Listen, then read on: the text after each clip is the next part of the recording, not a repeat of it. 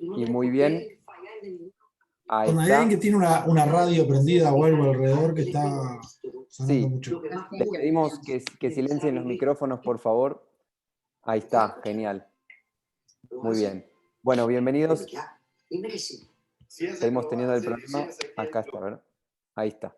Muy bien. Bueno, bienvenidos a todos. Es un gusto encontrarnos nuevamente en este programa de Shilubim, un espacio pensado para fomentar y fortalecer la red de directores comunitarios. Como sabrán, algunas Keilot no cuentan con un rol de director comunitario dentro del staff profesional y por eso en este espacio encontraremos algunos dirigentes voluntarios, pero que hoy ocupan ese lugar para que en conjunto sigamos fortaleciendo la vida keilatí.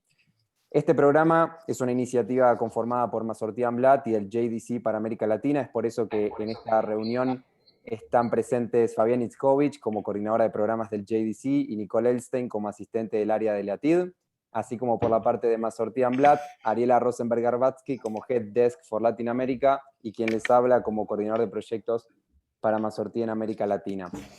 No vamos a robar mucho más tiempo y tenemos una super conferencia que va a tratar sobre las tendencias y los desafíos del judaísmo latinoamericano desde una perspectiva post-pandémica a cargo del doctor Daniel Feinstein. Vamos a repasar un poco la bio, un poco del recorrido académico y profesional de Daniel. Daniel es decano y profesor de estudios judaicos de la Universidad Hebraica de México, completó con honores su formación académica en la Universidad de Buenos Aires, la Universidad Hebrea de Jerusalén y la Universidad Nacional Autónoma de México, donde se doctoró en Ciencias Políticas y Sociales. Realizó estudios rabínicos en el Seminario Rabínico Latinoamericano Marshall Meyer, su especialización en Educación y Filosofía Judía en el Jerusalem Fellows Program del Mandel Center. Ha sido decano del Seminario Rabínico Latinoamericano, director del Consejo Central de Educación Judía de la República Argentina y profesor invitado y asesor en instituciones académicas y educativas de América Latina, Europa, Israel y los Estados Unidos. La verdad es un gusto, un lujo contar con la participación de Daniel acá. Vamos a aprovechar mucho este espacio todos nosotros. Así que les pedimos, como dinámica de este espacio, que ahora va a comenzar la ponencia de Daniel. Todos aquellos que tengan preguntas las puedan ir escribiendo por el chat. Es por eso que les solicitamos también que puedan poner su nombre, apellido, ciudad y Keilah y ciudad de la que son parte, para organizarnos y que cuando al final, los últimos minutos de este espacio, podamos hacer las preguntas, sepamos quién las hizo para pasárselas a Dani y generar un diálogo, un intercambio entre todos nosotros. Así que, sin más, vamos a comenzar. Dani, te doy la palabra. Bueno, muchas gracias, Alex. Muchas gracias. Un gusto ver a todos, algunos alumnos, exalumnos ya, a Pablo, a otros alumnos, amigos, a Yehuda, a mucha gente, a Sebastián, a otra gente que ya nos conocemos o por el papel, como con Juan Pablo, pero ahora lo veo presencialmente. Bueno, y a todo el mundo agradezco esta invitación, a Masorti, tanto a Alex como a Ariela. Me da gusto trabajar con Fabiana, con Nicole, que ya tenemos varios proyectos con respecto a estos temas, a estas temáticas de liderazgo. Y quiero compartir con ustedes una presentación que es esquemática, porque la riqueza del tema daría para, cada diapositiva daría para toda una charla. Entonces voy a ser esquemático. Hay temas que van a ser muy obvios, hay temas para algunos más que para otros, hay datos, hay información, hay tendencias, y algunas cosas son, digamos, parte de una investigación que estamos haciendo en conjunto con el Joint y con otras organizaciones, que tal vez algunos de ustedes participaron, ya sea en el cuestionario o en los grupos focales, que tenemos un material muy rico, estamos en la etapa final y pronto, si Dios quiere, antes de fin de año, lanzaremos un estudio que creo que va a aportar mucho para entender quiénes somos los judíos de América Latina. El tema de la pandemia va a aparecer en forma implícita, porque hay elementos donde la pandemia no ha afectado, no ha alterado. Hay otros temas que ha afectado enormemente, y eso lo veremos también en las preguntas, que me voy a dejar 20 minutos finales para las preguntas. Voy a compartir pantalla para que podamos ver el tema. Esperen que quiero ver ahora para compartir, un minuto. Así podemos empezar con nuestra presentación. Muy bien. La están viendo, ¿no? La pantalla. Sí, sí. Ok, el tema que me pidieron que me refiera Yo voy a hablar más o menos 1 hora y el resto va a ser la posibilidad de preguntas. ¿Está bien? Igual esto queda grabado, el material también lo van a tener, lo van a poder utilizar. Entonces, gracias por estar acá presentes y vamos a empezar por acá. El tema es un poco las tendencias y dinámicas. Y en este tema el problema es que nosotros no solo somos objeto de estudio, sino somos sujetos de vida. Es decir, estamos involucrados. No estamos viendo un tema, los judíos en España en el siglo XII, que es muy interesante, pero no nos involucra. Acá estamos nosotros presentes. Es lo que llamaba Heschel el pensamiento situacional. Estos son pensamientos desde la situación en la que nos encontramos. Y muchas de las cosas que aparecen aquí tienen terribles repercusiones, importantes repercusiones en nuestras vidas, en las dinámicas de nuestras instituciones, como van a ver. Entonces vamos a empezar, quiero empezar con una frase de mi maestro y colega y amigo, el doctor Sergio de la Pérgola, con el que acabamos de elaborar un trabajo con un grupo de académicos que se va a publicar en Contemporary Jury en el próximo número, espero, de esta revista que es especializada en judaísmo contemporáneo sobre los judíos en las Américas. Sergio de la Pérgola dice algo importante. Cuando hablamos de judaísmo, no hablamos de algo lineal, hablamos de algo multifacético. El judaísmo es algo múltiple, múltiples dimensiones. Esto es parte, digamos, el que desarrolló esto era alguien que salió del movimiento Masortí, una de las mentes más brillantes del judaísmo norteamericano, Mordechai Kaplan, que en su obra cumbre, El judaísmo como una civilización, de 1934, mostró que el judaísmo no es religión en el sentido tradicional de la palabra en Occidente o en el mundo cristiano, sino que incluye religión, etnicidad, cultura, organización, grupo, todos los elementos que hacen al tema. Y por consiguiente, cuando hablamos de los judíos, es algo complejo que requiere múltiples dimensiones, ¿no? Entonces, cuando hablamos de los judíos de América Latina, hay que tomar en cuenta que hay una enorme diversidad de elementos que componen este tema y forma parte también de una discusión muy interesante que hay entre la escuela de Jerusalén y la escuela de Tel Aviv sobre el respecto de quiénes son los judíos, cómo estudiarlos, ¿no? La discusión es, para los que saben el tema, entre Chaim Avni por un lado y Ranan Rein por otro, ¿no? Como dos posturas distintas, epistemológicas y metodológicas acerca de los judíos de América Latina. Pero vamos a empezar con varios puntos. Primer punto, que no es específicamente de América Latina, pero ayuda a explicar las dinámicas de América Latina. Esto es un estudio, en un estudio que publicó Sergio de la Pérgola. Él plantea que se da una correlación muy estrecha, estadística, entre desarrollo humano y los judíos. ¿Qué quiere decir eso? De los 15 millones de judíos, grosso modo, el 90% viven en los 20 países, 22 países de mayor índice de desarrollo humano. Es decir, los judíos eligen, o por la ubicación, están en países que tienen alto desarrollo humano. El que no lo conoce lo invito a que visite, qué significa el PNUD, Programa Naciones Unidas de Desarrollo Humano, que es una de las mejores cosas que ha hecho esta organización, de las pocas cosas que creo que son buenas y que funcionan para ver eso. O sea, desarrollo humano es no solo ingreso per cápita, es acceso a educación, a salud, a seguridad, a libertad, etcétera, etcétera. Hay un índice que abarca eso. Es decir, los judíos somos una minoría que elige, de alguna forma, vivir en lugares que pueden ofrecer una calidad de vida básica de alto nivel. El otro 10% de los que no vivían, nosotros que no vivimos en estos países,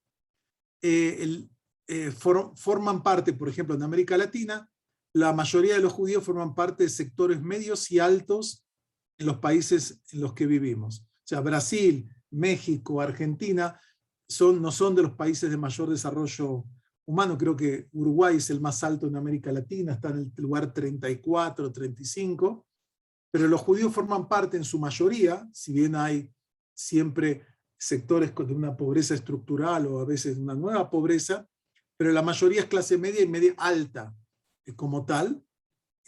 Los judíos somos una minoría con altos índices educativos y eso también socioeconómico, o sea, en todos los países del mundo, desde la Unión Soviética, la ex Unión Soviética, en Europa, en América, los judíos no representan la pirámide nacional. Tienen una pirámide estructural diferente y es un tema que ya desde el siglo XIX preocupaba a pensadores judíos de distintas índoles, por ejemplo, el famoso Ber Borojo, pensador sionista socialista, que trataba de explicar el misterio de la pirámide invertida de los judíos frente al resto de la población.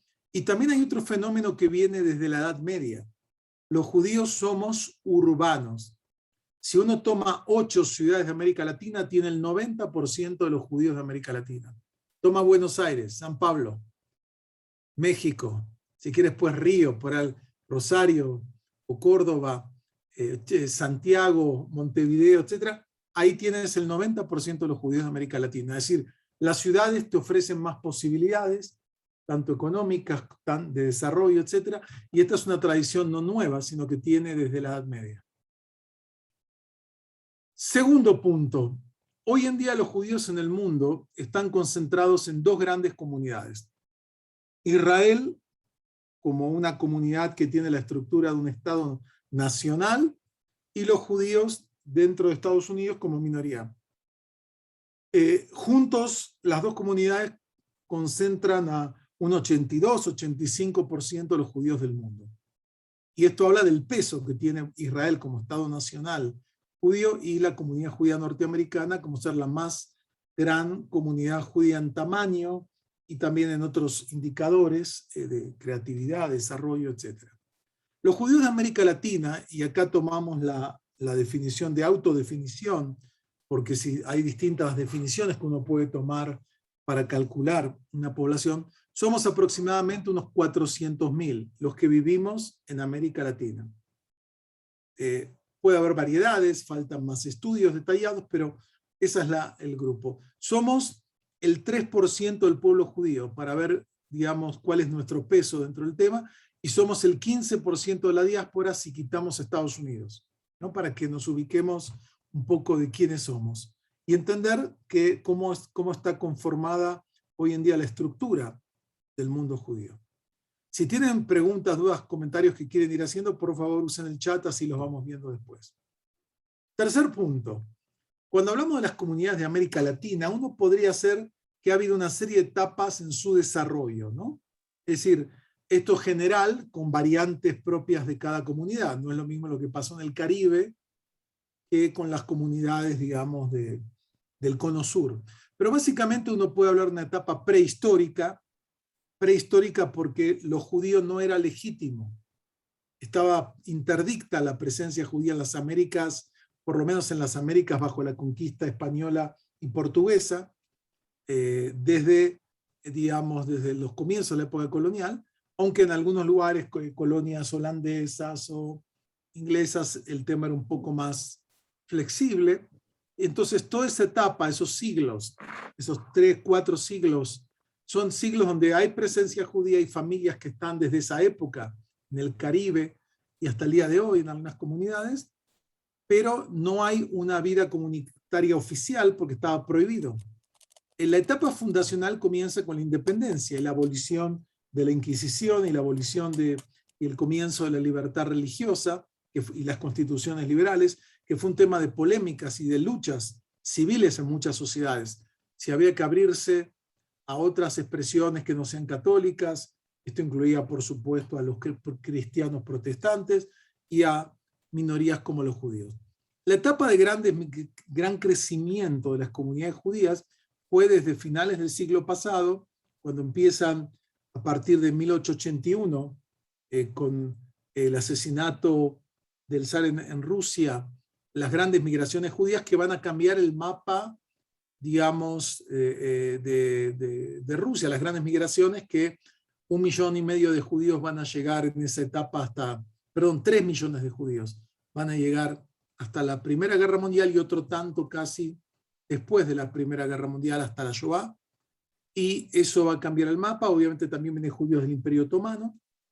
Después tenemos la etapa de refugiados de la Shoah y sobrevivientes, que eso lo podemos ver en comunidades que, por ejemplo, Bolivia, vi que había alguien de Santa Cruz. Bueno, en un momento en Bolivia, y particularmente en La Paz, llegó a haber 10.000 judíos, que muchos eran refugiados alemanes que iban a La Paz, que podían ir a Bolivia y después se fueron a Brasil o a Argentina, pero estuvieron un tiempo en Bolivia porque era más fácil ingresar a Bolivia. Es una comunidad de más de 10.000 judíos, imagínense, judíos que venían de las grandes ciudades europeas en La Paz de esos años, ¿no?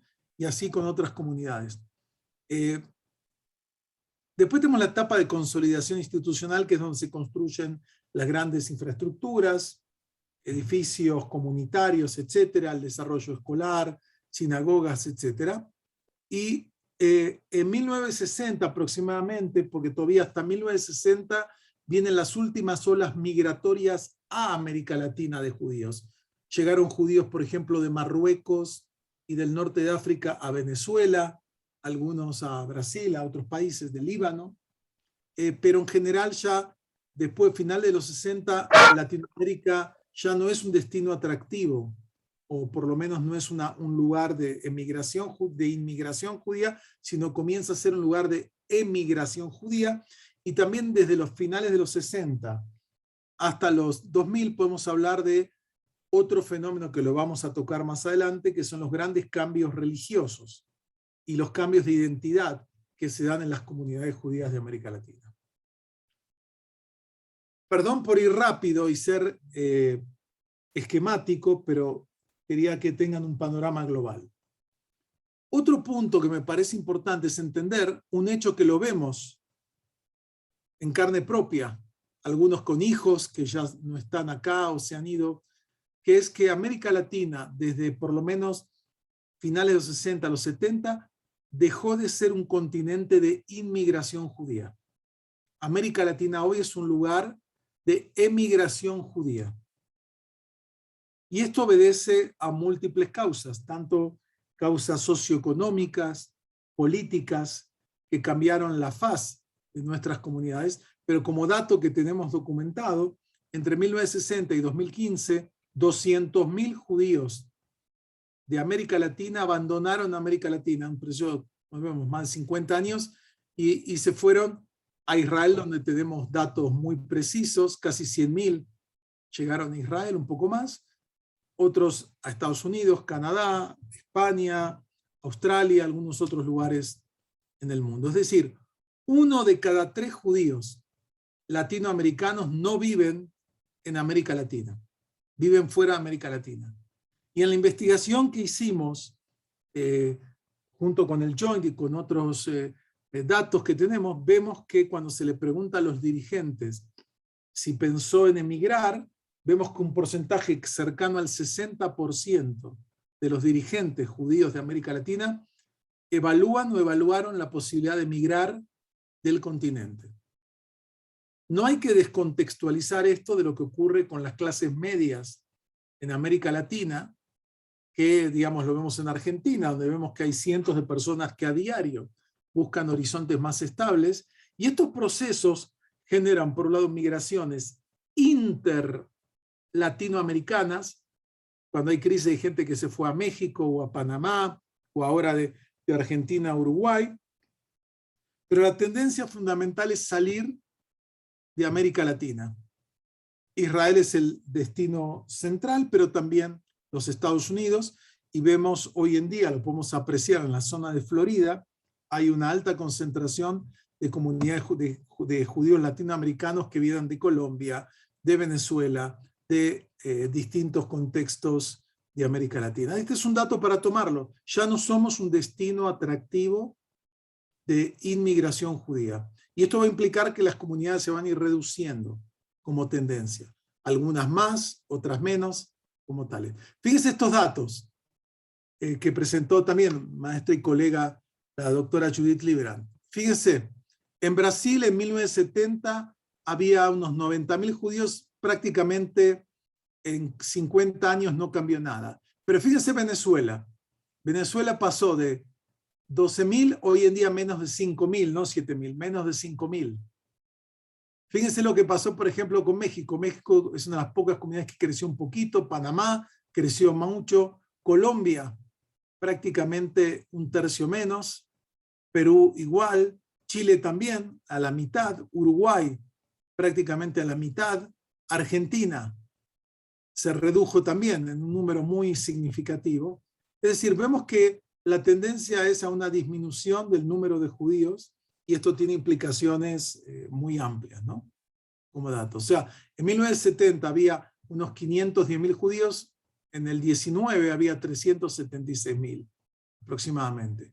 Como ven, es una tendencia que por lo pronto parece irrevocable. Más allá que algún país pueda ser atractivo como tal, pero en una escala pequeña, ¿no? Aunque para algunos marca una diferencia. Yo me acuerdo que en uno de los focus group que hicimos para preguntas de identidad, cuando le preguntamos a las personas cuál sería, si podrías usar una varita mágica, ¿qué pedirías para tu comunidad? Y me acuerdo que alguien de una comunidad pequeña dijo, a mí me gustaría que, si ahora tengo 50 niños, tener otros 50.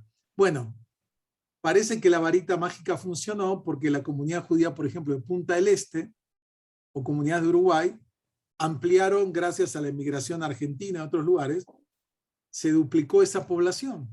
O sea, y son variables que no controlamos, tiene que ver con factores mucho más amplios que los que nosotros manejamos. Otro tema, y de vuelta, no estoy diciendo nada nuevo, y esto lo vemos todos los días, lo que leemos los periódicos o lo vivimos desde América Latina.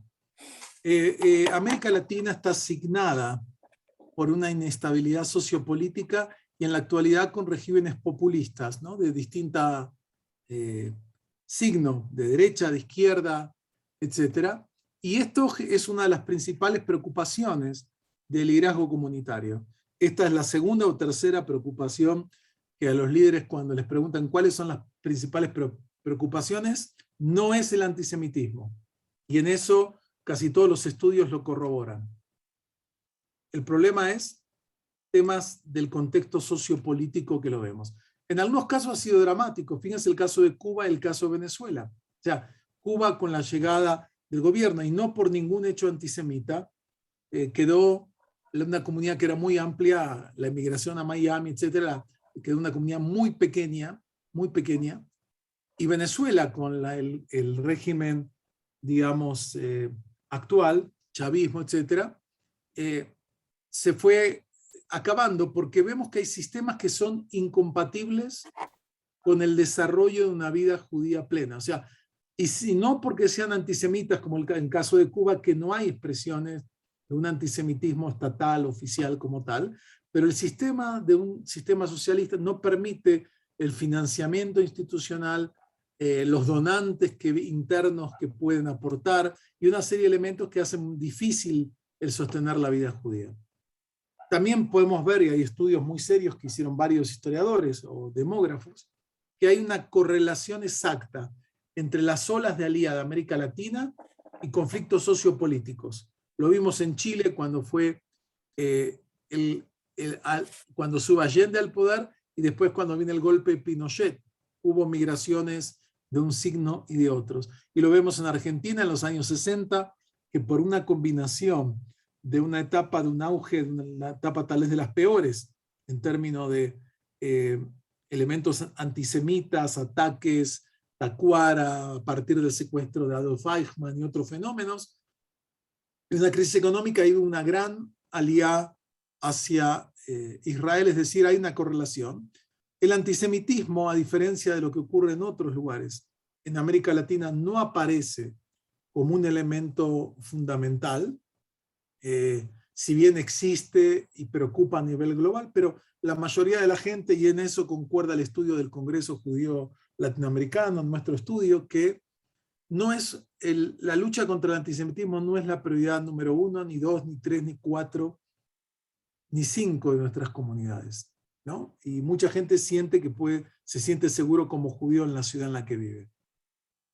El sexto punto, de vuelta, nada nuevo, lo conocemos y lo vivimos. Se está dando en América Latina y a nivel global una polarización socioeconómica, ¿no? Y esto, por supuesto, se refleja en la comunidad donde vemos un aumento de la pobreza o de personas que no pueden cubrir las necesidades de pertenencia comunitaria. Hace muchos años se decía en Yiddish, schwer zu sein Aid. Es muy difícil ser judío, ¿no? Hoy en día la frase es caro ser judío. Y esto es en todo el mundo. Es decir, mandar un hijo a una escuela judía, pagar una adhesión a una institución, todo eso son elementos que requieren un cierto nivel de ingresos que no siempre es fácil acceder, y si no hay apoyos externos, como para darles un ejemplo, el sistema de escuelas de Lauder en Europa Oriental, que financia y sostiene las escuelas, sin eso es muy difícil sostenerlo. Esto genera menos oportunidades de desarrollo personal, también un incremento de la violencia urbana y la inseguridad.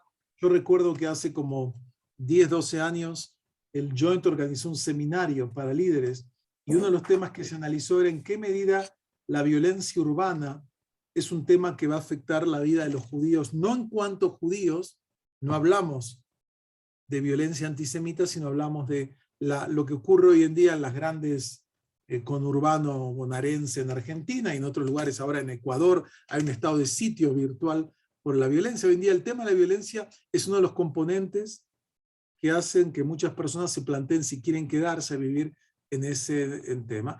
Esto a su vez tiene implicaciones para las políticas comunitarias.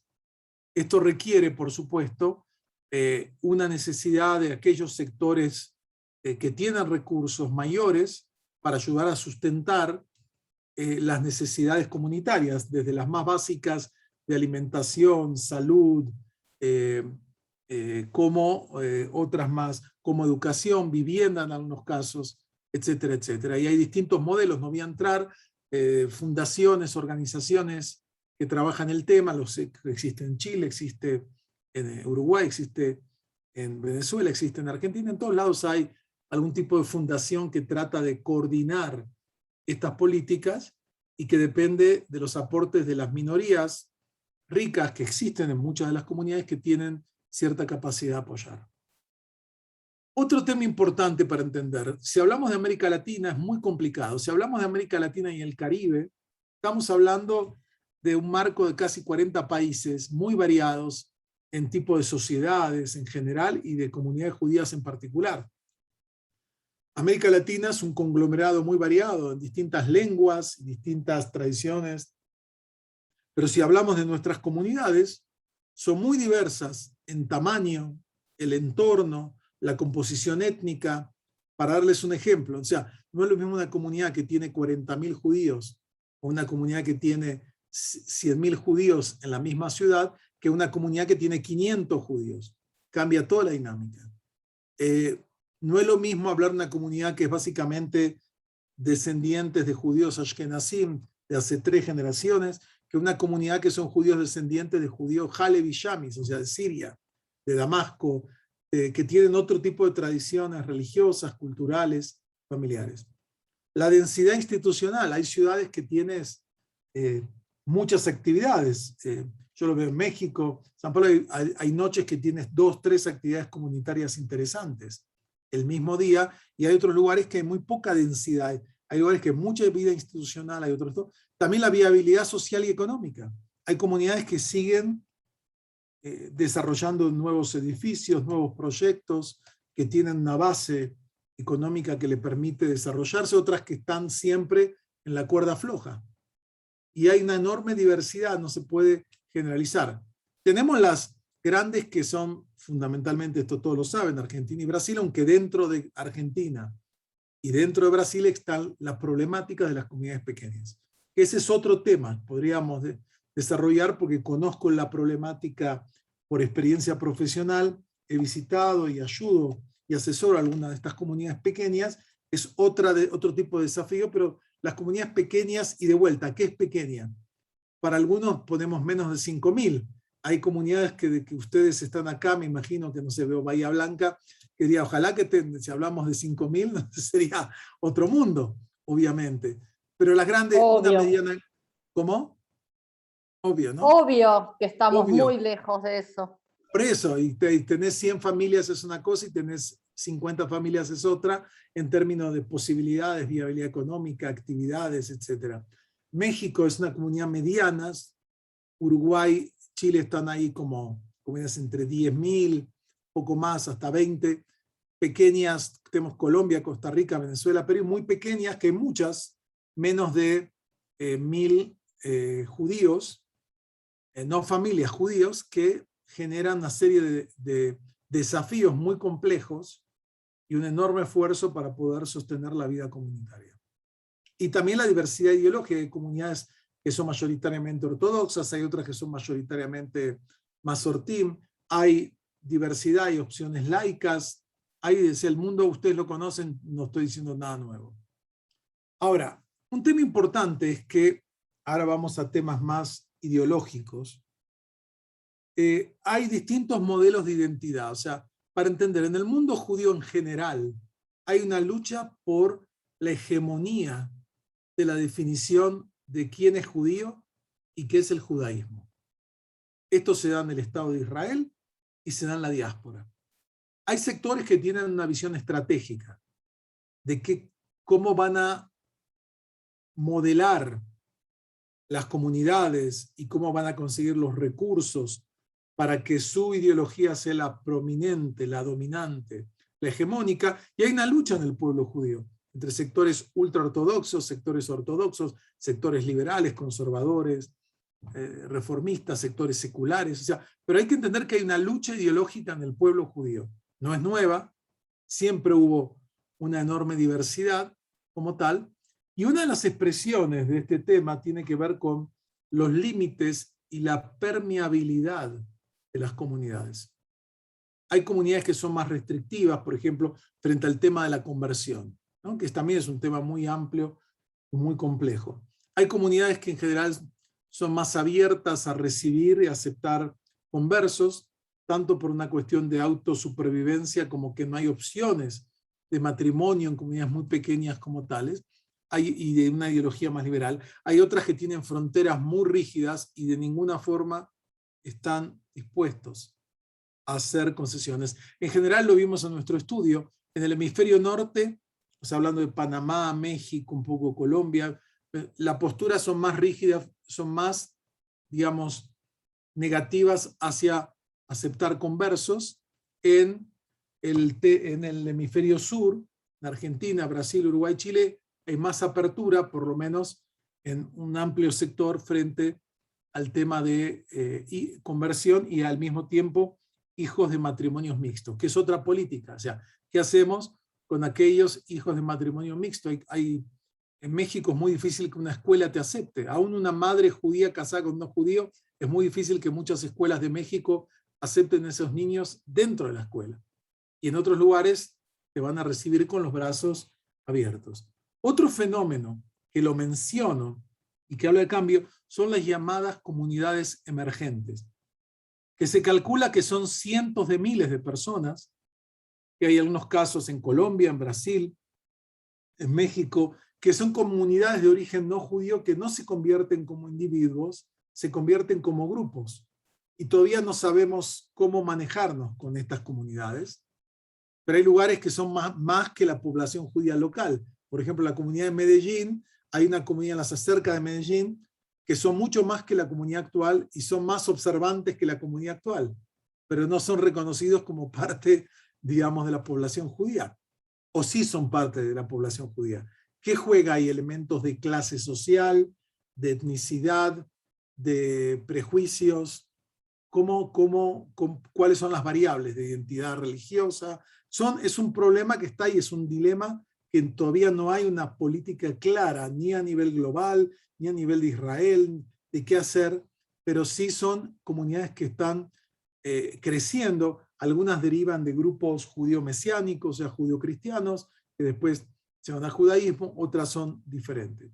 Ahora, un punto más de vuelta ideológico es que para entender lo que está ocurriendo en el mercado religioso identitario, hay que entender que la diversidad que vemos hoy no es lo mismo que pasó en el periodo moderno, desde el siglo XVIII, XIX, con la emancipación y la salida del gueto, etc.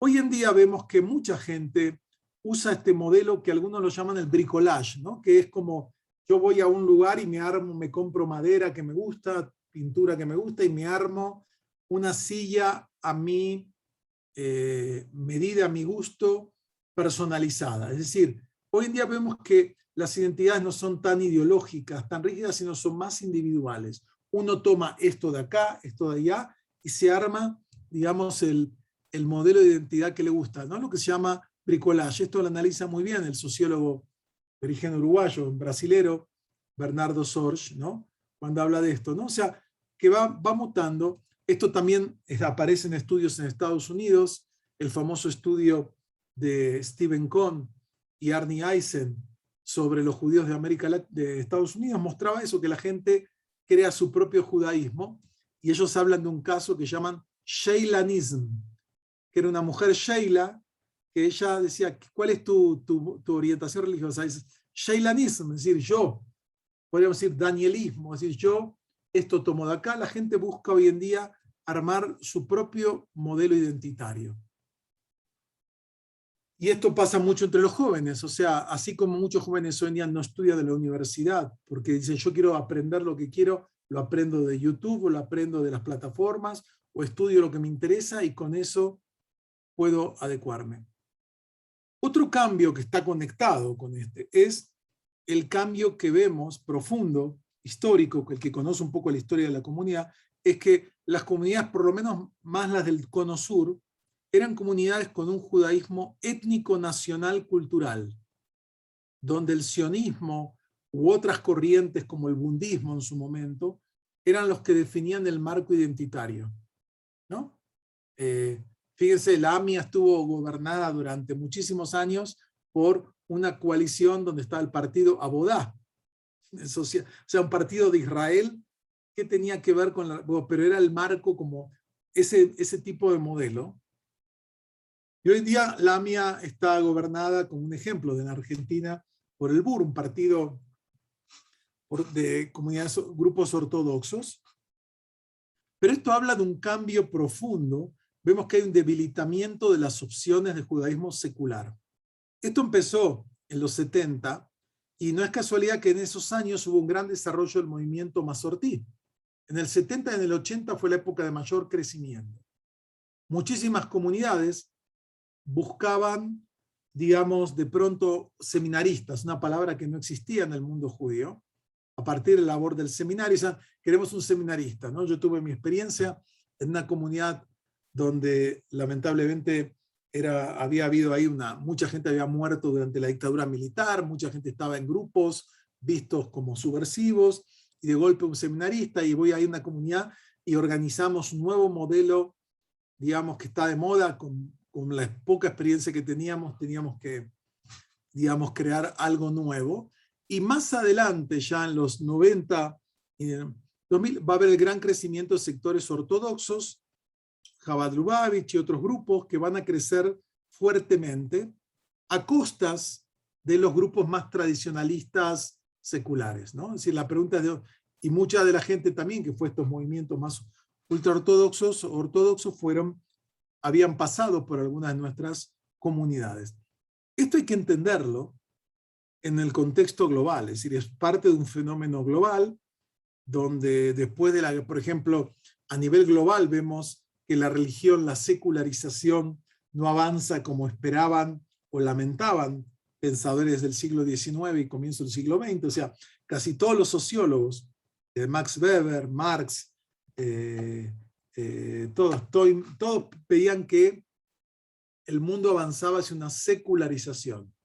Y lo que sabemos es que la secularización genera otro tipo de movimientos, y que el paradigma de la secularización no funciona como se esperaba, salvo algunas sociedades europeas, y que la religión sigue siendo un factor poderoso. Vemos los grupos evangélicos en América Latina. Fíjense el peso político que pueden llegar a tener. Como tal, eso es global. A nivel pueblo judío, después de la Guerra de los 6 días, vamos a ver como un despertar religioso, y se van a crear las primeras organizaciones y yeshivot dedicadas a los Josrim Bichuvá, es decir, el activismo hacia estos sectores que estaban alejados o menos de la vida religiosa como tal. Lo vemos como datos duros. Hoy en día, en las 3 comunidades más grandes, Argentina, Buenos Aires, San Pablo y México, la Ciudad de México, más de 1/3 de los alumnos de la red educativa van a escuelas ortodoxas o ultraortodoxas. En algunos lugares llegan al 40%. Y si uno ve lo que pasa, que en el nivel de kinder es un poco más alto todavía. Tiene que ver con el desarrollo demográfico, son familias con más hijos, etcétera, etcétera. Pero esto es algo que era impensable 40 años atrás. Y fíjense, en un congreso que se organizó, el famoso Congreso de Comunidades Judías, que se hizo, creo que este fue en Chile, que me tocó hacer una presencia, yo escribí un trabajo que se llamó 13 tesis sobre judíos y judaísmo en América Latina. Y en ese trabajo yo planteaba eso, vamos a ver que va a haber un debilitamiento de las opciones más seculares, nacionales, incluyendo el sionismo, que tuvo un papel enorme en la identidad y el fortalecimiento de las comunidades judías de América Latina. Y vamos a ver un auge de la religioso sinagogal. La sinagoga va a ser una institución más fuerte de lo que era. Y cuando dije eso, planteé que no sería algo improbable que la AMIA, lo dije 30 años, 25 años antes, que la AMIA esté controlada por grupos ortodoxos. Y cuando dije eso, todo el mundo se rió. Decía, no, esto es imposible. Ahí está el documento que habla de eso. Ahora, datos concretos de esto. Algunos son datos todavía preliminares, falta más investigación, pero podemos decir así. Fíjense las tendencias. En estos últimos, si ustedes quieren, 60 años. La población judía bajó de 600.000 a 400.000, una baja más de 300% negativa. Los rabinos. En 1960 no había más de 50 rabinos, digamos, que tenían cargos comunitarios. El gran problema era que no había rabinos. Y por eso el seminarista era muy requerido, porque no había rabinos. Hoy en día hay más de 400 rabinos en actividad oficial, probablemente más. O sea, un crecimiento, fíjese, disminuye la población, pero se multiplican enormemente el número de rabinos. Solo del seminario se dio unos 100 rabinos, hay algunos que están en Israel, Estados Unidos, pero que están ahí. Kolelim, que eran marcos de estudio de Torah para gente después de la secundaria, ¿no? Ya casados. En los 60 no había más de 40, había 2, 3 yeshivot, había una en Buenos Aires, había en Brasil, acá ya, casi no había yeshivot. Hoy en día hay más de 500 estudiantes prácticamente full time en Argentina, México, Brasil, que son las comunidades que tienen eso, varios kolelim que nuclean gente que van a salir rabinos y van a fortalecer la estructura tal. Otro cambio es el edilicio, edificios. ¿Qué edificios se construyeron en los últimos años? Eso es un buen análisis de una comunidad. Fíjense, ¿qué edificios nuevos se construyeron en los últimos 20 años? Piense cada uno en su comunidad, si es que se construyeron, ¿no? Van a ver que muchos de estos edificios son sinagogas, un incremento. En México lo vemos, en los últimos 20 años se construyeron 4 o 5 sinagogas del tamaño y mucho más grandes y más lujosas que la de, por ejemplo, Amijay en Argentina. Por lo menos 5, mucho más grandes, mucho más lujosas, mucho más impresionantes en los últimos 20 años. Y otras 6 o 7 más pequeñas, tipo como esas, pero estoy hablando muy desarrolladas y centros comunitarios como tales. Nuevos actores. Fíjense, estos actores religiosos son nuevos porque tienen 60 años. Algunas comunidades alemanas y eques venían de antes y algunas comunidades, pero fíjense algunos datos que vamos a ver acá rápidamente. Hay nuevos actores religiosos que están cambiando la dinámica. Fíjense, Masortí están unas 34, esto va variando, puede ser 36 ciudades de América Latina. Esto me ayudaron hoy con los datos Ariela y otros, hay 85 centros, incluyendo 10 comunidades en Cuba. En Cuba hay hasta comunidades pequeñas que pueden ser 5 familias, no crean que son, pero como centros, es decir, lugares de centros, hay registrados unos 85. Y tenemos unos 70 rabinos en ejercicio que están desempeñándose como tales. Si tomamos el movimiento reformista, están en 18 ciudades, hay unos 23 centros y hay unos 16 rabinos. Ahora se incrementará con la apertura del seminario reformista. Si tomamos Chabad Lubavitch, por ejemplo, y lo pueden ver en la página web de ellos y otros, ellos están en América Latina en 45 ciudades, tienen 86 centros y de vuelta, puede ser un Beit Chabad que tiene 30, 40 personas en general, o puede ser, acá hablamos centros, puede ser 10 familias y puede ser 1000 familias, en algunos casos nuestras comunidades grandes. Beit Chabad son centros más pequeños en general, algunos lugares ya tienen instituciones más grandes, y tienen más de 120 rabinos que están a cargo del tema y creciendo rápidamente. Un actor nuevo que está hace unos 15 años más o menos es Ella Torah, que es un grupo de Hazara Bichubá que se fundó en Estados Unidos, en Los Ángeles, y que tiene algunos centros más pequeños, pero en algunas comunidades están creciendo y se están desarrollando. Estos son actores nuevos que no existían. Aparte están los rabinos de las comunidades tradicionales, las comunidades de Alepo, de Damasco, de Ashkenazim tradicionales, ¿no? Que siguen estando en estos ámbitos, ¿no? Como tales. Vamos a entrar ahora en algunos temas de desafíos, ¿no? Y vuelvo a decir así. El tema de la educación. No es sorprendente, imagino para ustedes, que cuando los líderes comunitarios plantean cuál es el desafío número 1 de las comunidades judías de América Latina, el tema de la educación ocupa el primer lugar. Y acá tenemos varios problemas. Algunos tienen que ver con los paradigmas con los que pensamos qué es educación judía. Creo que estamos bastante... nos quedamos con paradigmas muy viejos, ¿no? Y pensamos en escolaridad y confundimos escolaridad judía con educación judía, que no es lo mismo. Hay muchos problemas, todo no voy a entrar en detalle. Las escuelas, por un lado, han perdido la ideología fundacional. Muchas escuelas no tienen prácticamente diferencias con otras, salvo las zonas, salvo las comunidades ortodoxas que tienen una ideología rectora. Parte del problema de las comunidades conservadoras, algunas que tienen colegio, es que no hacen un trabajo serio, sistemático, educativo, ideológico. Creo que falta mucho en el ámbito educativo, aún en las comunidades que tienen escuelas, hay mucho por hacer ahí, hay que dedicarle mucha más fuerza de la que estamos dedicando. Como dijimos, vemos que hay un incremento en las escuelas ortodoxas, vemos que en muchas comunidades pequeñas, medianas, pequeñas, se fueron cerrando las escuelas, porque no las podían sostener por la baja demográfica, o se abrieron como escuelas para público general. En algunas comunidades hace mucho que esa fue la estrategia, como por ejemplo en Medellín, donde siempre la escuela, el doctor Herzl, se abrió como una escuela mixta, abierta, y es hoy en día el pilar que sostiene económicamente también a la comunidad. O sea, la comunidad crea la escuela y la sostiene, pero hoy en día es la escuela la que sostiene, pues es una escuela de muy buena calidad, muy bonita en las afueras de Medellín, y que tiene un 90% de alumnos no judíos, de muy buen nivel, y es una escuela buscada como una escuela de buen ambiente y de buen nivel académico, ¿no?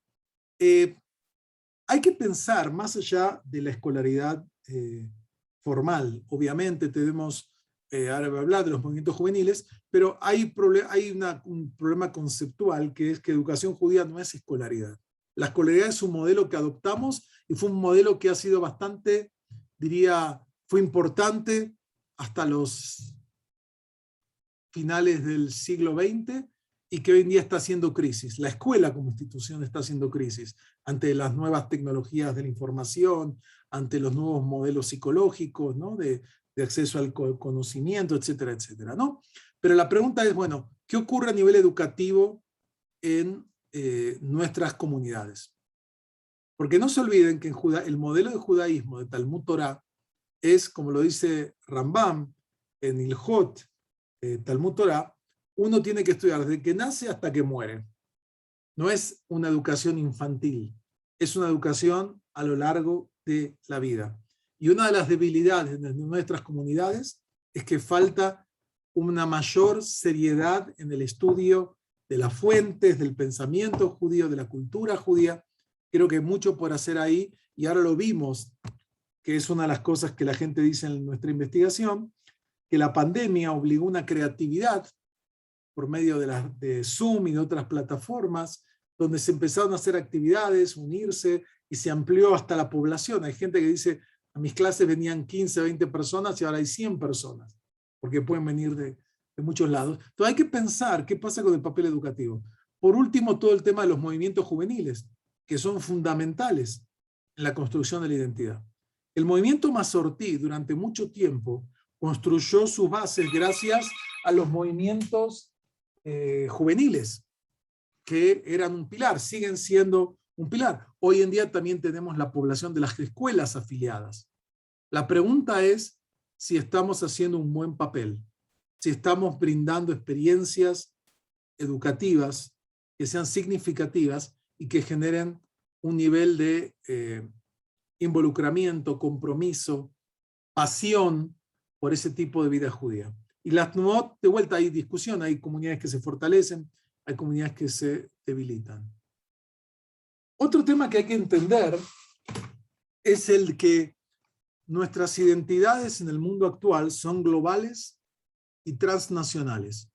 Hoy en día, a partir de la pandemia, que empezaron los servicios religiosos vía Zoom, tú puedes participar en México en un Kabbalat Shabbat que se hace en Los Ángeles o en Buenos Aires, y así en cualquier otra comunidad, y la gente nace en un lugar pero vive en otro, y estudia en uno y va el otro, y si vemos con nosotros que estamos acá, pensemos los que estamos acá, si estamos viviendo en la misma ciudad donde nacimos, y si nos educamos, van a ver que hay una variedad de trayectorias transnacionales, que es una característica del pueblo judío. El pueblo judío de sus orígenes fue un pueblo transnacional, que vivía en distintos lugares, que fluctuaba. La circulación es importante, y esto uno lo puede ver en una forma más simplista, como decir, bueno, es el brain drain, como se dice en inglés, es decir, es la pérdida de cerebros que se van, o uno puede decir, es parte de una visión global del pueblo judío. La circulación es esta, y les planteo esto.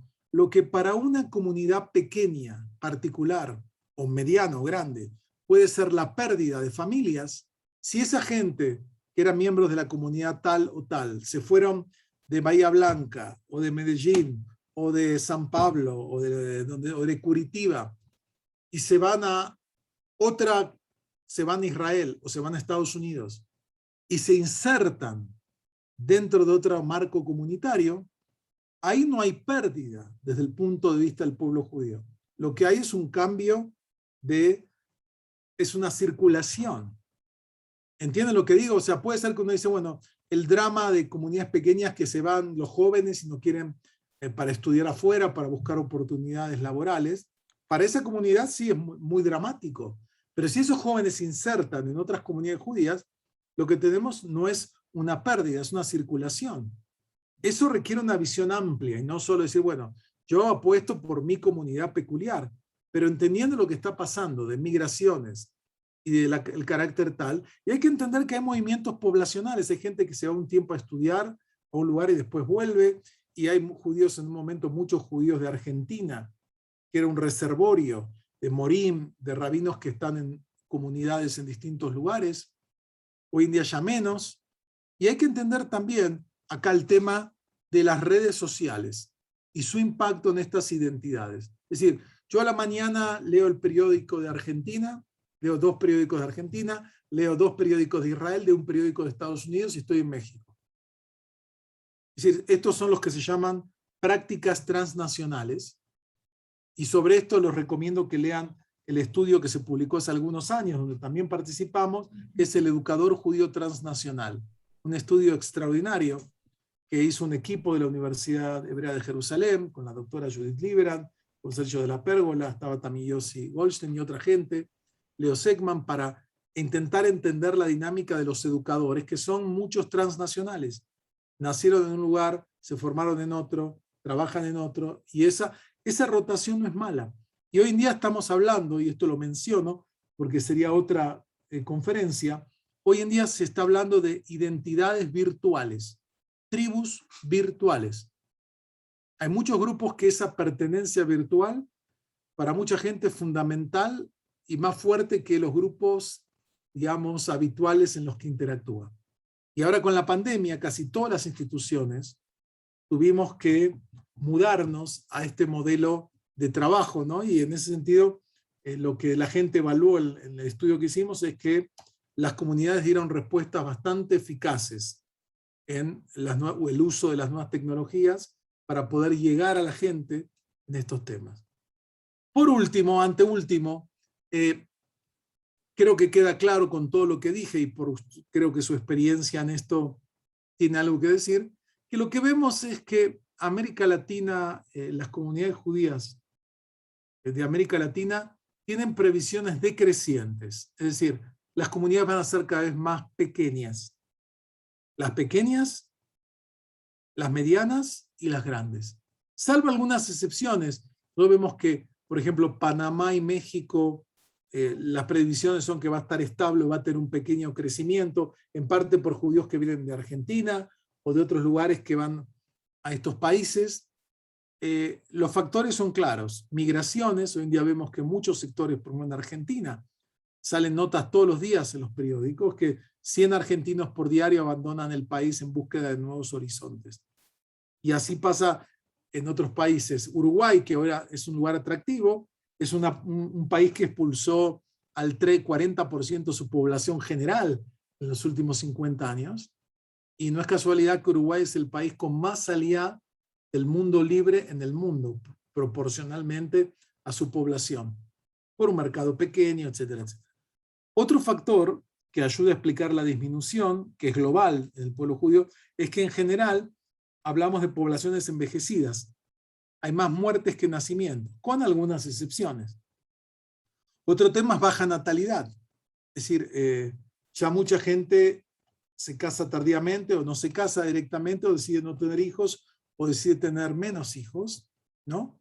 Y otro tema que contribuye en esto tiene que ver con matrimonios exogámicos, que varía mucho las cifras. Hay comunidades que, como en México, en Panamá, son más acotados, a un 10%. Hay comunidades que llegan a Argentina, en Brasil, 50, 60%, dependiendo qué ciudades, qué lugares como tales. Todo esto nos plantea un escenario en el cual va a haber menos judíos en América Latina. Y salvo algunas excepciones, y eso implica cómo nos adaptamos a la infraestructura, que antes estaba hecha para 1000 familias, ahora hay 500, o estaba hecha para 200 alumnos y ahora hay 80, y todo esto tiene implicaciones económicas, políticas, de todo tipo, ¿no? Como tal. Y por último, ahora sí, algunos de los desafíos. Nuevamente, me disculpo porque he sido esquemático y probablemente hay temas que no he abordado y otros que abordé lo hice en forma muy simple y breve. Un tema que plantea mucha gente cuando le preguntamos cuáles son los desafíos que enfrenta el pueblo judío en tu comunidad, en el mundo judío general y en Israel. Un tema que aparece clave es que hay mucha rutina, que es necesario renovar la vida institucional y las comunidades y los modelos de trabajo. Mucha gente plantea eso. O sea, las comunidades nuestras son comunidades que dieron buenas respuestas al pasado, pero no necesariamente están respondiendo a las nuevas demandas de hoy. Algunos hablan, esto lo decía un famoso historiador, profesor de JTS de literatura, se requiere rupturas creativas a veces, que puedan generar la atracción particularmente a las nuevas generaciones, ¿no? Que de vuelta, en nuestro estudio parece que los jóvenes se quejan de que no tienen espacios, que los mismos líderes de siempre manejan las instituciones, que no encuentran un espacio desde que salen del movimiento juvenil o de la Tnuá hasta que son padres, en el caso que quieran volver a la comunidad. Hay una serie de temas. El tema de la educación judía, cómo generamos modelos de educación judía atractivos, interesantes, frente a la asimilación, digo entre comillas, porque es un concepto muy amplio, con múltiples niveles, que va desde la pérdida de conocimientos, de prácticas, ¿no? Una alienación a todo lo que es la vida comunitaria, de un motivo u otro. Otro desafío que tenemos todos y que nos hemos hecho casi expertos es que nos guste o no nos guste, vivimos en un mundo inestable, complejo por factores tecnológicos, políticos, económicos, y hay que saber navegar inteligentemente estas aguas turbulentas. Me gustaría poder decirles, sí, vienen un tiempo de estabilidad, de desarrollo. Todo esto genera, como siempre, oportunidades y riesgos. Pero todas las instituciones tienen que lidiar con estos elementos y de golpe vienen factores imprevistos como la pandemia, ¿no? Que nadie podía tener una idea del impacto y el grado de impacto tan terrible que iba a tener este fenómeno tan global y simultáneo, como fue el caso de la pandemia que todavía estamos ahí como tal. Otro tema clave que aparece en todos los estudios es que tenemos problemas de liderazgo. Tenemos que mejorar la calidad del liderazgo voluntario y profesional. Entender mejor lo que ocurre, tener herramientas para saber diseñar las cosas mejor, administrar mejor, planificar mejor, comunicar, toda una serie de elementos fundamentales. Es fundamental, son todos los programas de liderazgo, por eso me congratulo de este programa, porque creo que hay mucho tenemos que aprender todos para mejorar nuestras habilidades voluntarios y profesionales, incluyendo los rabinos, por supuesto. Es decir, el pueblo judío hoy tiene una crisis grave de liderazgo. Se da en Israel, se da en la diáspora, se da entre los rabinos, entre los académicos, entre los líderes voluntarios. Hay gente muy buena, muy creativa, y hay otros que son muy mediocres. Y es una realidad. ¿Y cómo atraemos a los mejores para la vida comunitaria? Es uno de los grandes desafíos. Otro tema que es coherente con esto es las jóvenes generaciones. Es decir, los que estamos, ya estamos. ¿Qué pasa con los niños, los jóvenes, que son el eslabón que viene? Ustedes saben que una cadena es tan resistente como los eslabones que tiene, ¿no? Entonces, una cadena muy firme con que tenga un eslabón débil, ahí está el problema. Entonces, ¿qué hacemos con las nuevas generaciones? ¿Cómo los estamos educando, acercando?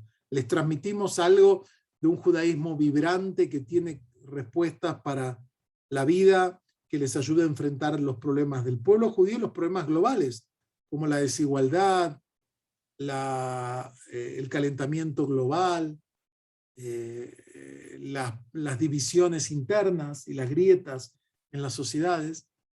Otro tema que se fortaleció en la pandemia es que sin duda vamos a volver, ojalá que pronto, a una vida más presencial, pero en los modelos híbridos están para quedarse.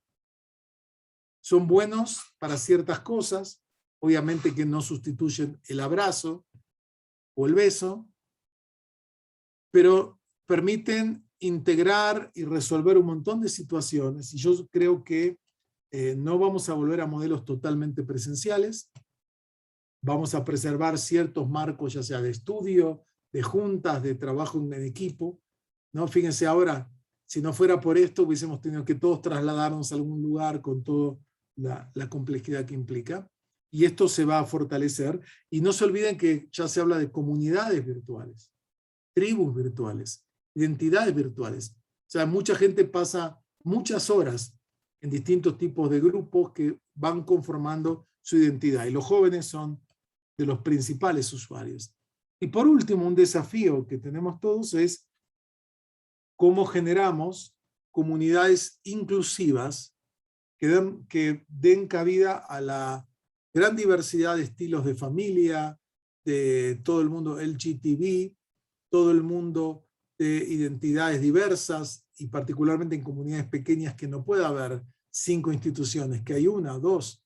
¿Cómo hacemos para que preservar nuestra identidad dentro de la diversidad y hacer que cada judío que quiera se sienta cómodo y encuentre la pasión, el interés que le despierta el judaísmo? Entonces, como ven, tenemos una agenda muy grande y ustedes son responsables, cada uno, ya sean rabinos, directores comunitarios, de juventud, lo que sea, ustedes tienen una responsabilidad en este proceso, no es algo que te pasa por atrás. O sea, a veces cuando uno estudia la historia judía, y me acuerdo hace muchos años en la Universidad Hebrea de Jerusalén, o del profesor Yehuda Bauer, una de las grandes eminencias en el estudio de la Shoah, cursé con él un seminario y hice un trabajo sobre los movimientos juveniles judíos en Polonia, ¿no? En el 41, 40, 41, 42, y cómo ellos interpretaron lo que estaba pasando. ¿Cómo, captaron lo que pasaba o no? Los que mejor captaron lo que estaba pasando fueron los jóvenes, más que los adultos. Y me acuerdo que en un momento me cayó el 20, como se dice acá, si entendí que, pero ¿quiénes son hoy en día esos jóvenes, que los que se levantaron en muchas de estas rebeliones, que eran jóvenes de 17, 20 años? Hoy en día nosotros tenemos la pelota. Hoy en día aún así los grandes líderes, rabinos, pero hoy en día Pablo es el rabino en su comunidad, y Yehuda es el rabino en su comunidad, y ellos son los líderes, no hay otro, no hay otro. Entonces, creo que tenemos todos nosotros una importante responsabilidad, porque hoy en día está en nuestras manos el desafío. Obviamente que hay variables que no manejamos, hay que ser realista, hay problemas que no tienen solución, esto me parece importante entenderlo. Contra la mentalidad tecnológica, digamos, falsa y vulgar, no todos los problemas tienen solución. No todas las soluciones se pueden resolver. Creo que es importante tener un principio de realidad, pero hay situaciones que sí se pueden modificar. Y una de las situaciones que el pueblo judío puede transformar y puede cambiar es justamente el tema del liderazgo, porque eso no depende de la política económica mundial o de los líderes políticos, eso depende de nosotros. Si vamos a invertir y desarrollar un liderazgo judío que ayude a transitar mejor las aguas turbulentas y que sean modelos atractivos para el resto de la comunidad. Entonces, yo con esto dejo el tema ahora a sus inquietudes y preguntas. Gracias. Muchas gracias, Dani. Te invito, si querés, a dejar de compartir pantalla, así nos volvemos a ver. Sí, claro. Las caras. La verdad, muy interesante. Vamos a hacer ahora en un rato un cierre. Compartimos algunas de las preguntas que fueron haciendo en el chat y los invitamos a que luego de que las hagamos, también ustedes abran sus micrófonos y las puedan hacer. Al comienzo de la conferencia, David Telias, de la NSI de Montevideo, preguntaba en el tema vinculado con la correlación entre el judaísmo y el desarrollo humano, si se han estudiado las causas de la relación entre el índice de desarrollo humano y la presencia de judíos en el país. Entiendo que David se refiere a Uruguay específicamente. Bueno, la gente, es decir, la pregunta es esta: los judíos somos una minoría activa, una minoría que forma parte de una comportó una tradición histórica de siglos, altamente educada, urbana, con habilidades comerciales, con redes de contactos, de estructuras, que buscan una buena calidad de vida. Apuestan a, si cualquier persona, si lo tomamos desde una visión de Rational Choice Theory, ¿no? Toda una teoría psicológica, económica, social, la gente busca maximalizar lo que puede hacer con su vida. Uno trata de elegir la mejor opción que yo tengo para mi vida. Entonces, si yo puedo vivir en un país que me da servicios de calidad, que no hay tanta inseguridad, que sé que tengo más posibilidades, y lo puedo elegir, lo voy a hacer, si lo puedo hacer. Entonces, como los judíos son un grupo que tiene, de vuelta, en una sociedad del conocimiento, la educación es una variable. Los judíos tienen una alta tasa de educación. En Estados Unidos, en América Latina, los judíos tienen el doble, por ejemplo, de estudios universitarios que la población general. También en Estados Unidos. O sea, en América Latina, en las ciudades, los sectores medios, hay un 20-25% de gente con estudios universitarios de un primer título. Los judíos, por ejemplo, en México, tienen 60%. Es decir, todos esos elementos hacen que la gente que puede elija vivir en lugares donde pueda vivir una vida de una mejor calidad y optar, y por eso mucha gente migra, pensando en ellos o pensando en sus hijos, ¿no? Como tales. Y el tema de hoy es que Israel, que en los 60 había que mandar comida todavía, a los 50. Yo me acuerdo que enviábamos a gente de la familia paquetes con café, pasta dental, desodorante. Hoy en día Israel tiene un desarrollo tecnológico, económico de un país de primer mundo que nadie lo podía prever, ¿no? Hace 60 años, porque exportaba naranjas. Digamos, no había mucho más que exportar. Muy bien. Y pasando a la segunda pregunta que tenemos escrita, Flavio Milmanchansis del Centro Israelita de Porto Alegre pregunta en el tema sobre las comunidades que pasaron de ser de continentes de inmigración a continentes de emigración. ¿Por qué cree que Brasil fue el único país de América Latina que no tuvo una declive en la comunidad judía? Bueno, no fue el único.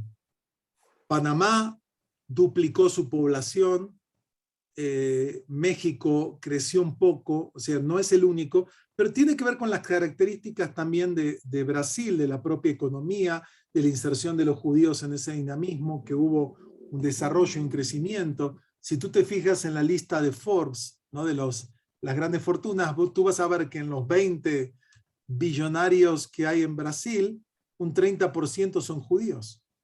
Cosa que no pasa en Argentina, ahora sí con Mercado Libre, pero antes no pasaba. En o sea, Uruguay.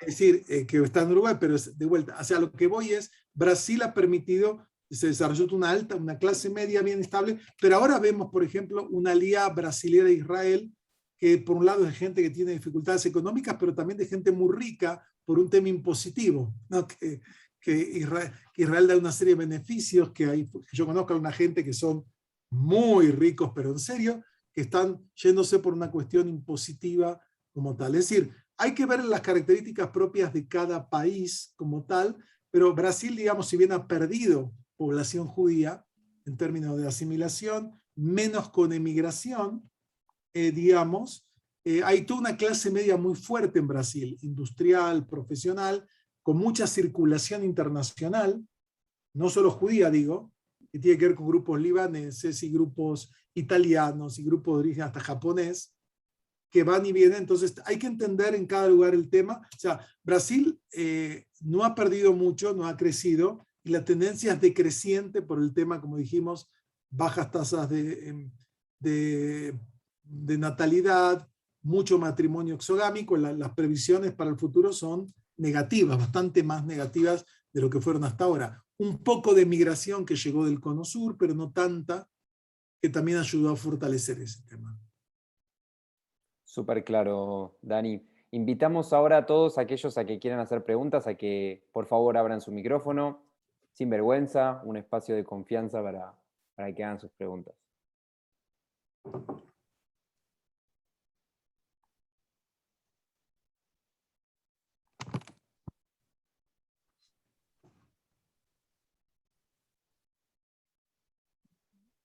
No hay preguntas, está todo súper claro, me parece que Dani fue... ¡Ay! Juan Pablo Sandón, Por ahí del tal vez Salvador, alguien levantó quiere la mano. compartir algún pensamiento y sumar también, bienvenido sea.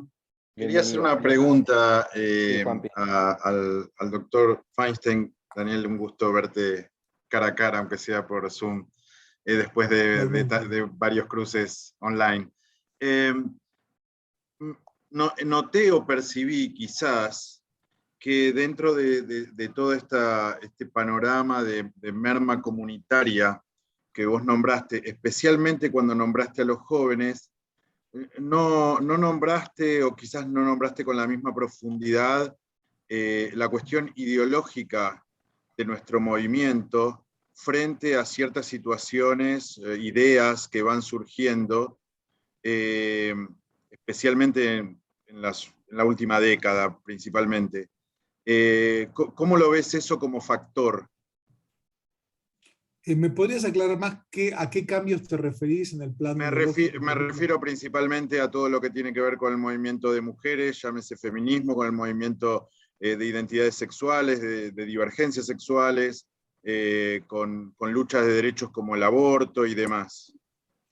Bueno, obviamente no es el tema mío, creo que van a tener alguna sesión sobre la ideología del movimiento Mazortí hoy, ¿no? Supongo que van a trabajar algunos de estos temas.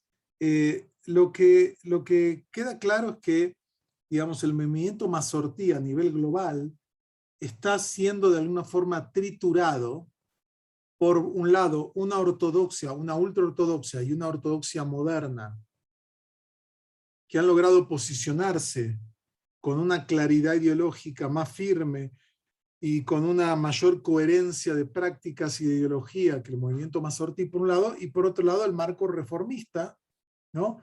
Con una actitud mucho más abierta y liberal sobre todos estos temas que tú mencionas, que en Estados Unidos vemos el movimiento Mazortí decreció en los últimos 30 años bastante, digamos, de ser el segundo movimiento, hoy en día es el tercero, digamos, o está ahí como tal. Entonces, hay muchos temas ideológicos y hay una diversidad dentro de los propios rabinos. O sea, el movimiento Mazortí siempre entendió que hay distintas posibilidades de entender el concepto de Dios, de Torá y de pueblo de Israel, y ahora también del sionismo, del Estado de Israel, con distintas concepciones y visiones. Hay rabinos más tradicionalistas. En general en América Latina la línea es bastante liberal, diría, dentro del movimiento Mazortí, porque en seminarios se acepta gente con diversidad sexual, digamos. El tema del aborto, bueno, ahí está totalmente distorsionado, en mi opinión, el debate, que se junta con los debates locales, porque la gente plantea que el judaísmo tiene una postura pro aborto que es absolutamente falso en la halajá, en la historia del movimiento Mazortí, que no está a favor del aborto. Lo permite en situaciones determinadas, pero no como práctica de control de la natalidad. O sea, de vuelta a veces pasa lo mismo que pasa con los judíos de Estados Unidos. Pensamos que a veces confunden liberalismo con judaísmo. O sea, de vuelta, en el judaísmo hay elementos progresistas que uno puede tomar y hay interpretaciones muy progresistas, hay interpretaciones más moderadas y hay interpretaciones más conservadoras como tales. Entonces, yo diría que hay una diversidad como tal al respecto. Los judíos en su mayoría forman parte de los sectores más liberales, pero eso, por ejemplo, en países como Argentina y Uruguay, en México los judíos tienen una postura muy conservadora en política, en el rol de la mujer, en el tema del aborto. No es como, tiene que ver con la dinámica de las clases medias y medias altas en cada uno de estos países, ¿no? Hay una diversidad. El tema ideológico es un tema clave, en mi opinión. Creo que el movimiento Mazortí tiene un gran potencial porque es un movimiento que siempre fue como, quiso por un lado escuchar el pasado, pero también las demandas del presente.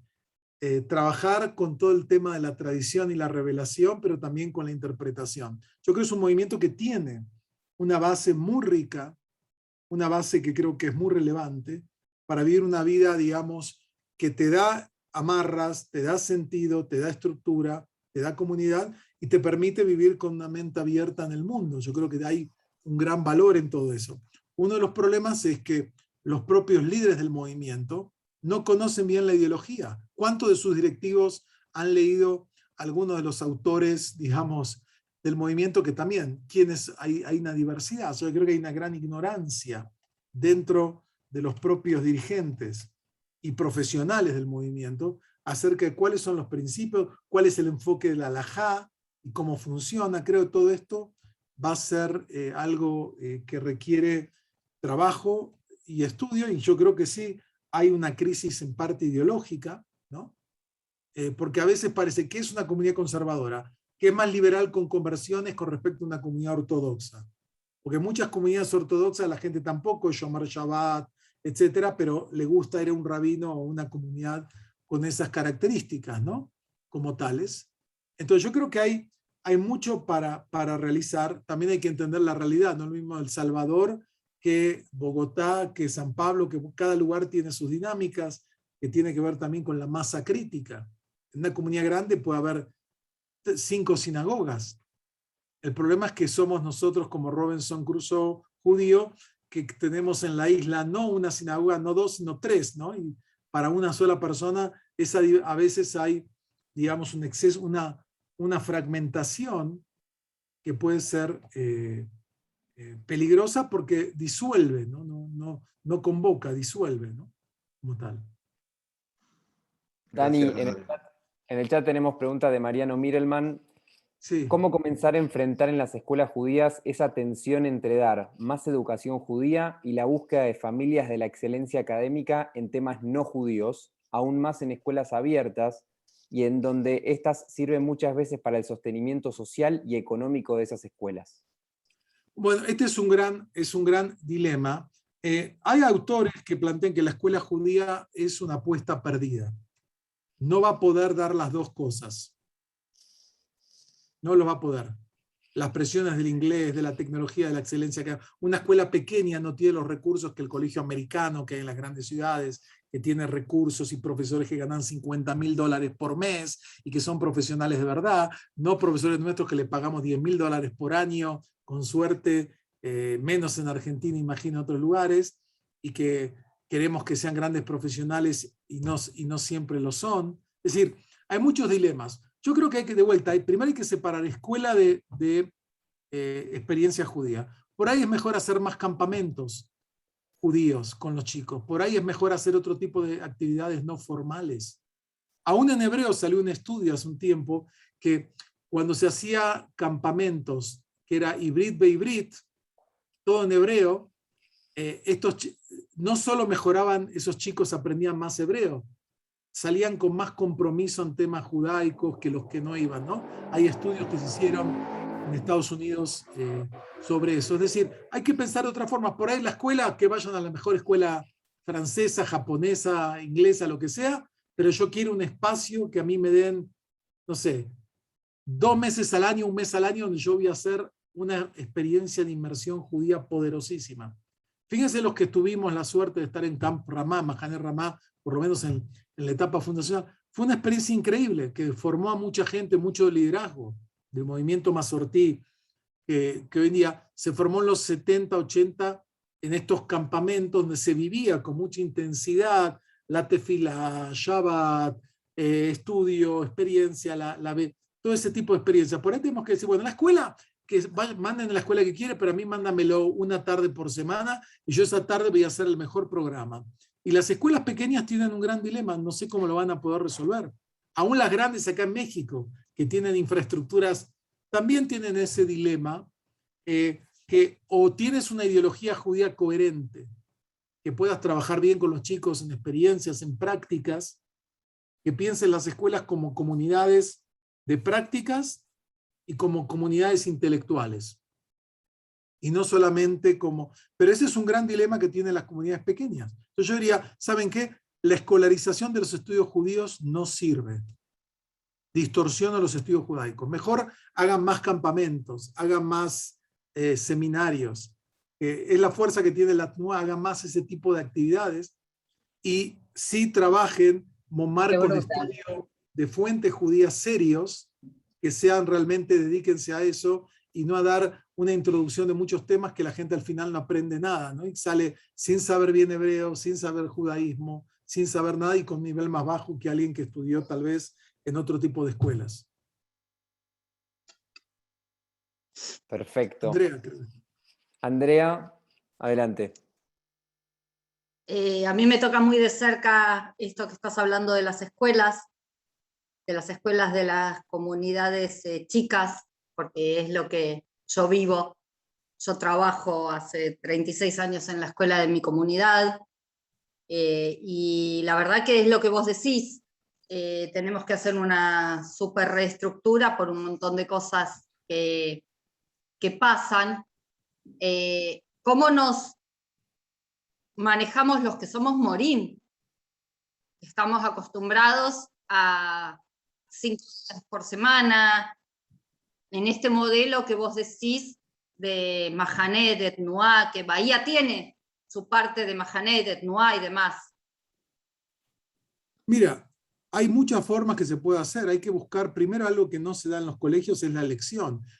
No digo a los niños de primaria, pero después hay que permitir que los niños puedan elegir proyectos y trabajar por proyectos. Entonces vamos a trabajar sobre judaísmo, ecología y vamos a concretar una acción concreta en Bahía Blanca de plantar árboles o tener cómo deshacerse de las pilas o baterías, y vamos a estudiar qué dice el judaísmo de eso, y tenemos que ser más creativos.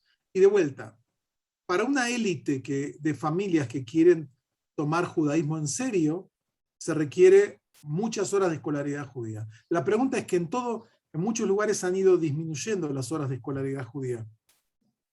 Tenemos cada vez menos. Yo me acuerdo hace unos años, cuando estaba en Argentina, le preguntamos al rabino Mordechai Ederi, que algunos lo conocerán, fue profesor en el seminario, era Mr. Tanaj en Argentina, ¿no? Un extraordinario maestro en la Midrashá, la Michlala, un gran docente, maestro mío. Le preguntamos a él, dígame el tema de Tanaj, y él nos dijo, estoy hablando hace más de 20 años, él dijo, no enseñen Tanaj en hebreo.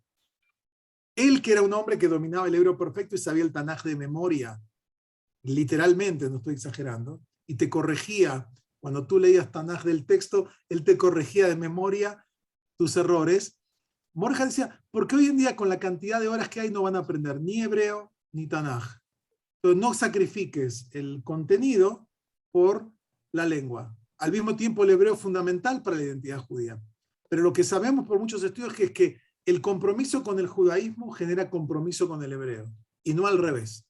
Hay estudios hechos por un colega famoso en la Universidad Hebrea y otros que han estudiado ese tema. Es decir, creo que tenemos todos que adecuarnos a un entorno como tal. Entonces, y ser realistas, ¿cuántas horas semanales tengo de estudios judaicos en la escuela judía? ¿Qué me permite hacer eso? ¿Dónde pongo lo importante?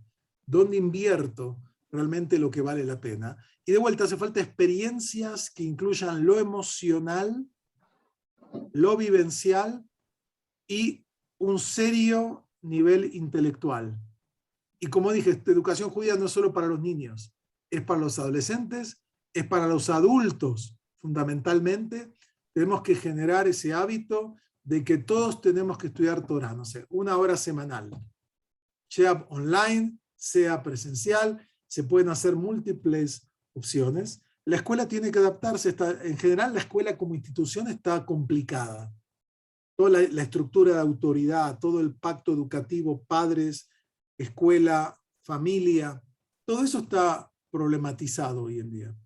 Entonces yo lo que digo es, no pensemos en escuela, pensemos, tenemos niños de tales edades, jóvenes, ¿qué experiencia judía va a tener cada grupo de edad? ¿Y en qué marcos? Hay programas como PJ Library, que creo, no sé, llegó a Argentina todavía, o ya llegó. Sí. Pero sí, llegó a Brasil, creo, llegó a varios lugares, a varios países pequeños, que tienen libros de niños y se puede hacer cosas, etc. Es decir, hay que buscar nuevas formas, viajes, la experiencia de viajes a Israel, todo lo que movilice y genere un judaísmo vital, ¿no? Uno analiza, a veces yo visito clases y veo que hay una dinámica horrible. Hay una guerra entre los profesores y los alumnos. Y los alumnos están con su celular mirando y distraídos por ahí, y el profesor quiere imponerle así medio a fuerza contenidos que a los jóvenes no les interesa.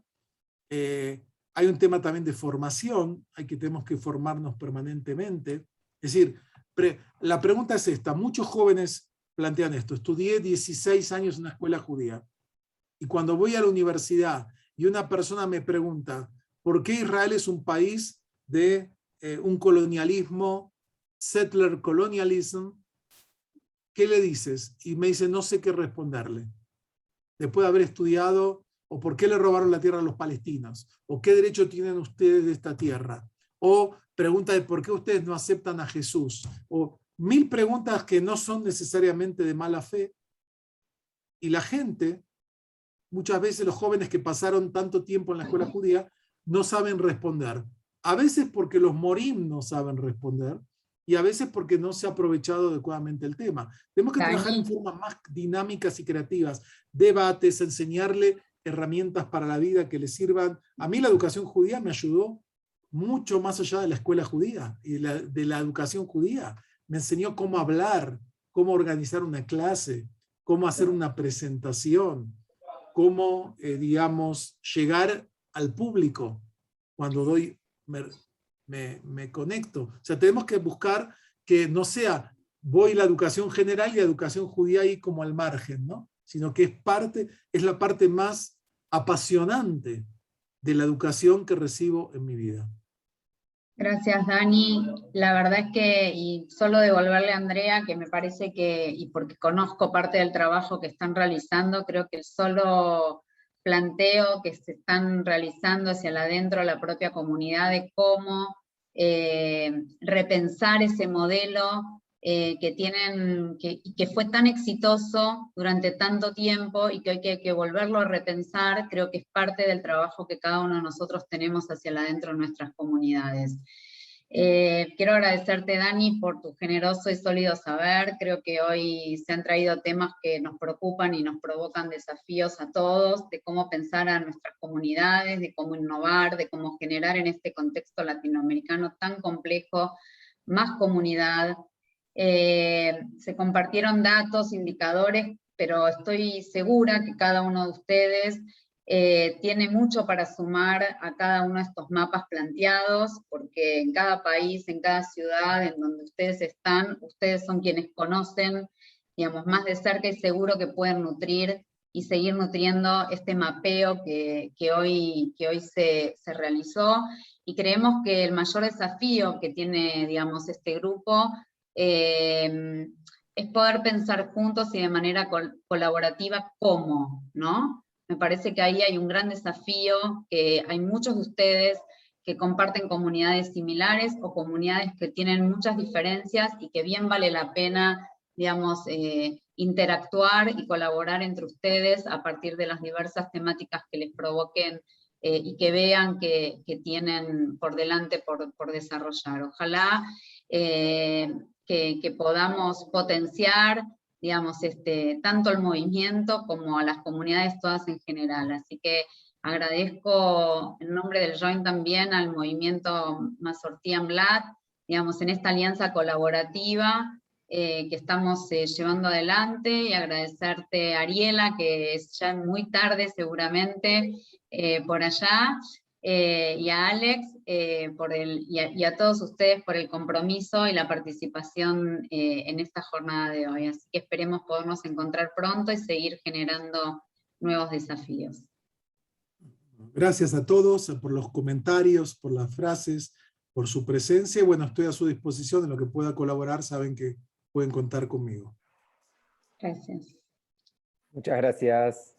Nos Hasta la vemos. próxima. Muchas gracias, a todos, excelente hasta la próxima. presentación. Gracias, Daniel. Excelente. Chao. Gracias. Muchas gracias Shabbat a shalom, todos. saludos a Feliz todos. noche. Gracias por todo.